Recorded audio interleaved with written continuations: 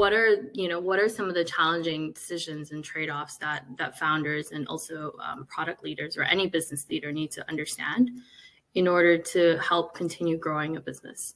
And what are some of the common pitfalls that happen along that journey?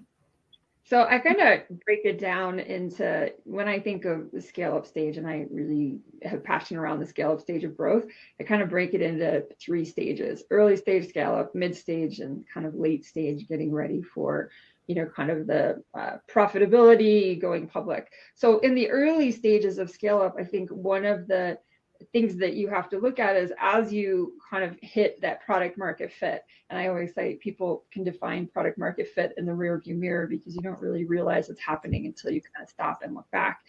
And in the early stage, you are doing what you do as a founder or scaling up, and that's you're listening to the customers and you're figuring out, oh, we can do that, right? As a founder or an early stage salesperson, you're listening to what they want and you're like, oh, it's SaaS, it's software, I can make it do whatever I want. And so you say yes to a lot of things. And what happens is, by the time you get to that early stage of scale, kind of post product market fit, maybe you have, depending on your ASP or depending on your sales price, it's a different stage, but you have all this revenue. So let's just say you have 5 million in revenue. Embedded in that 5 million revenue is your product market fit for maybe 60% of it. And then 40% are things that you've tried along the way and you've said yes to because you need revenue, because it was like the software can do it. And I think when you start getting into unit economics is you have to take that, 5 million of revenue, and you have to start breaking it down into groupings of cohorts of how your customers are using the platform. And then that in and of itself becomes different units, because not everyone is using it the same way, especially in the early stages. And I think one of the things that you have to do is go, look, we may have half of our revenue or 3/4 of our revenue using the platform this way, and we have another, 1/3 using it this way. And if you can wrap your mind around the fact that those are 2 different units, right, which is conceptual, but they're 2 different units, the way that those customers are going to want that platform to evolve is different because they're using it in different ways. And so you have to start looking at, what is it going to cost me to evolve the platform from this direction or this direction? And you have to make a choice as you're scaling of which one you're going to invest in right now. And you do that by, what are the unit economics? How much is it going to cost me to add to this and sell more to this cohort versus this cohort right now? Because as you're scaling, you don't have enough resources or maturity to actually build out both. And if you try to build out both, you'll actually fail with both of them. So if you understand the unit economics of what it's going to cost you to kind of build this cohort out in the future or this cohort out in the future, you can then start to make prioritization decisions.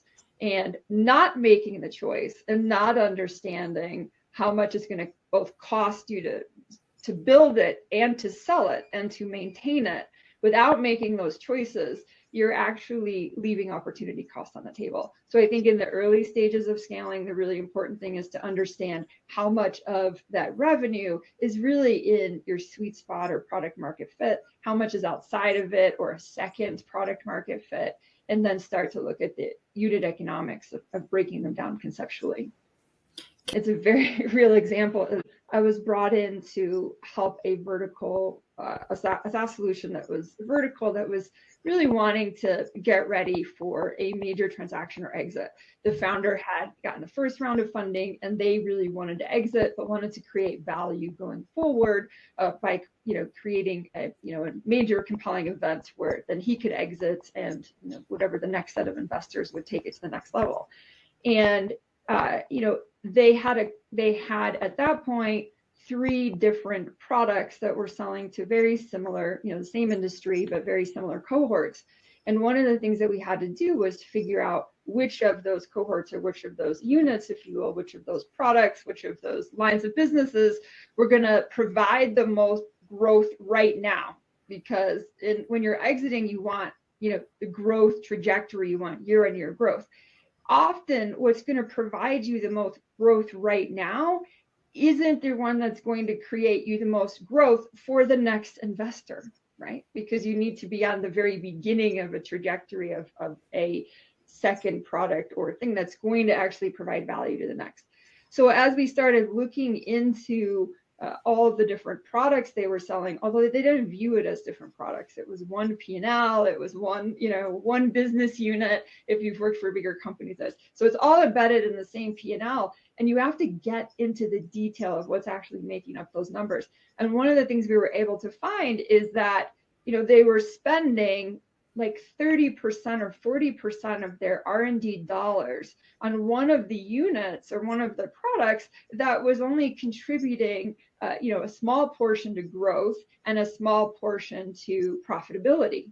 And so we had to make the decision, what if we stopped selling that? So we could redirect some of the marketing dollars to something else. What if we stop selling, not end of support, but just stop actively selling it? And what if we stopped actively building it and we redirected those dollars to marketing the thing that's going to sell the most to give us the most growth, and then moving dollars over to also invest in R&D and something that's actually going to provide the next investor value, right? So it's a little bit slower.